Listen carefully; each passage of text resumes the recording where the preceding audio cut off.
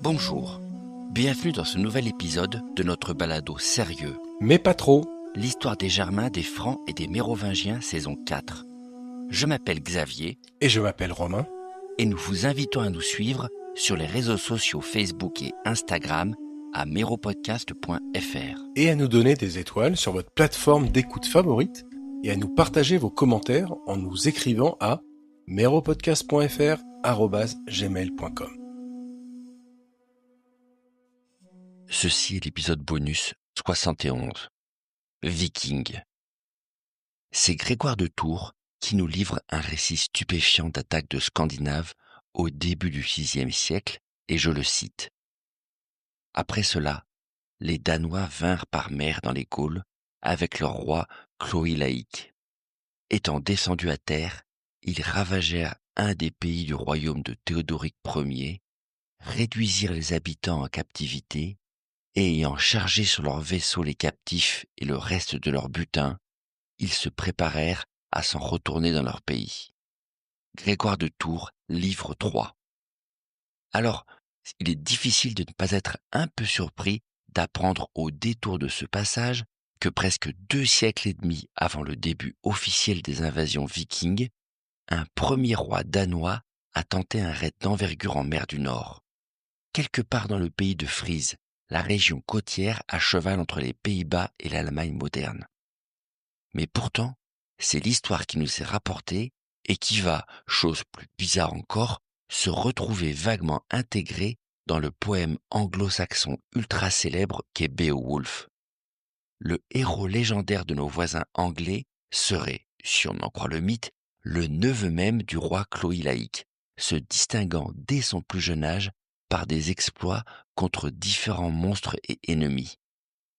Beowulf va d'ailleurs succéder à son oncle sur le trône après son exécution par les Francs, preuve que le mythe s'enracinait dans une vieille mémoire des événements.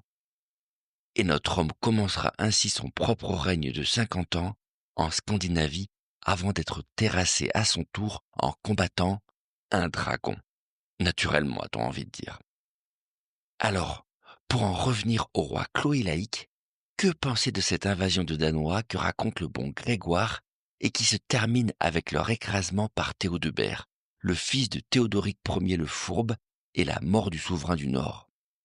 Déjà, soyons clairs, il est peu probable que les Francs du VIe siècle aient eu la moindre perception d'un conflit de civilisation présent ou à venir avec cette première confrontation rapportée entre eux et les Scandinaves. Les hommes du Nord, pour utiliser la terminologie franque qu'on leur appliquera un jour, sont très proches des Germains du point de vue culturel et ethnique, c'est vrai. Même Tacite, dans son ouvrage du 1er siècle, mentionne au beau milieu des autres peuples bien connus d'outre-Rhin les Cétions, qui sont les ancêtres de nos Suédois modernes et qu'il décrit comme un peuple puissant et composé d'excellents marins. Car c'est bien de Scandinavie, pendant l'âge du fer, c'est-à-dire au premier millénaire avant Jésus-Christ, que commence à migrer une bonne partie des hommes et des femmes qui seront à l'origine des tribus germaniques que nous connaissons, avec une différenciation progressive des cultures et des langues. Mais cette proximité culturelle n'a pas dû changer grand-chose au final. Un Danois du VIe siècle devait paraître tout à fait étranger à un Franc, encore plus dissemblable qu'un Burgonde ou un Wisigoth, déjà vu comme tout à fait distincts à leurs yeux, alors qu'ils disposaient au moins d'une meilleure proximité linguistique avec leurs parlers germaniques respectifs. Concrètement, les hommes de Théodoric Ier, ignorant tout de leur cousinage culturel avec les Danois de Chloïlaïc, ne devaient pas être plus agressifs ou bienveillants avec ce voisin du Nord venu par mer qu'avec toutes les autres nations venues de l'Est capables de les attaquer à cheval ou à pied, qu'ils soient germaniques ou non, comme les Avars ou les Slaves par exemple. Au haut Moyen-Âge, on donnait d'abord des coups de hache à tout ce qui semblait vaguement menaçant, on discutait ADN et traditions communes après.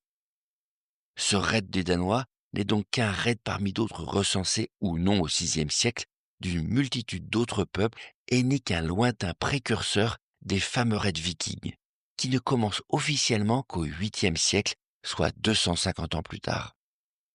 Ce qui pose la question évidente.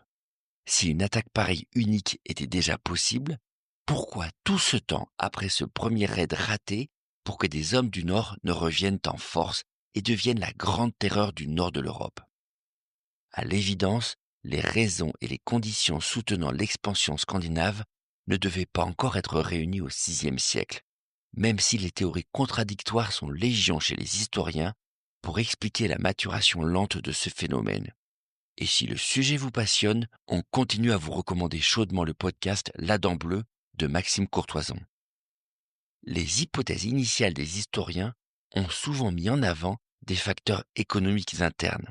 En gros, l'absence de terres agricoles suffisantes pour nourrir la population, ou un accroissement démographique important aurait justifié les raids violents vers le sud pour trouver des moyens de subsistance. Mais ces théories sont moins en vogue désormais, notamment devant le manque d'indices probants pour les prouver. Et même chose pour d'autres hypothèses, comme la nécessité de jeunes cadets à faire fortune à l'étranger ou le besoin de kidnapper des femmes en grande quantité dans une société polygame. Autant d'idées qui ont certainement pu marquer les esprits, voire être le moteur de décisions individuelles, mais qui sont sans doute insuffisantes à elles seules pour expliquer un tel phénomène, voire tout bonnement fausses.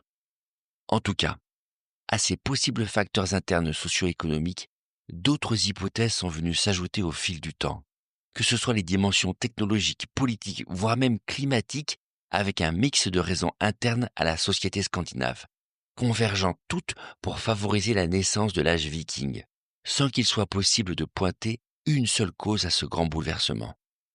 Et à la manière de la chute de l'Empire romain, un faisceau de facteurs a dû s'appliquer au 8e siècle pour déclencher le phénomène. Et c'est sans compter la situation politique en Europe continentale, les raids du Nord prenant de l'importance quand le pouvoir dans l'ex-empire de Charlemagne se délite du fait des conflits entre successeurs et que les côtes maritimes cessent d'être bien gardées.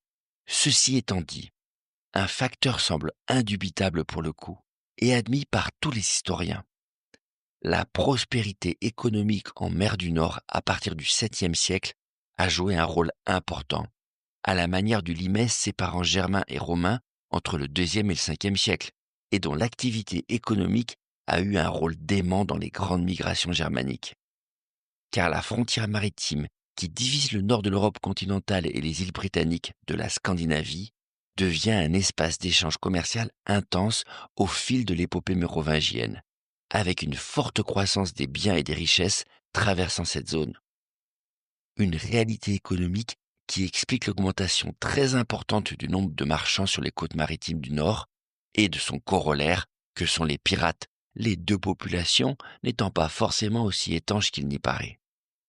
Car c'est bien pendant l'ère mérovingienne que le commerce méditerranéen se met sérieusement à décliner, avec les problèmes en cascade de l'Empire byzantin, et ce tarissement de flux échangés avec l'Orient précipite apparemment une réorientation des échanges vers le nord.